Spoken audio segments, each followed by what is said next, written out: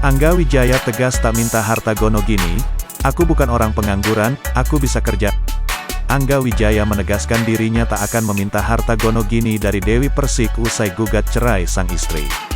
Angga Wijaya mengakui jika semua harta adalah milik Dewi Persik, bukan dirinya. Angga Wijaya mengatakan bahwa dirinya bisa bekerja dan mencari uang sendiri tanpa harus menuntut harta gono gini. Angga Wijaya dan Dewi Persik kini berpisah usai 5 tahun mengarungi bahtera rumah tangga bersama. Sebagaimana diketahui, sidang perdana beragendakan mediasi yang digelar pada Senin, tanggal 4 Juli tahun 2022, harus berakhir gagal.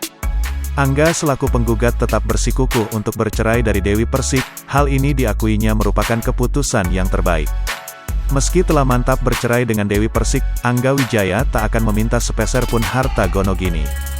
Angga menyadari bahwa sebagian harta itu semua dimiliki Dewi Persik murni hasil kerja kerasnya. Diakuinya, harta bisa dicari lagi dan ia menegaskan bukan seorang pengangguran. Bahkan menurutnya, ia mampu bekerja mencari uang sendiri, meski tak lagi menjadi manajer Dewi Persik.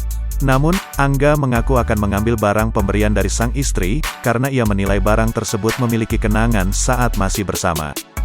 Sementara itu, nama Angga Wijaya sendiri kini mulai disoroti pasca menggugat cerai Dewi Persik. Ia sadar bahwa namanya kini kian dikenal banyak orang karena berkat Dewi Persik.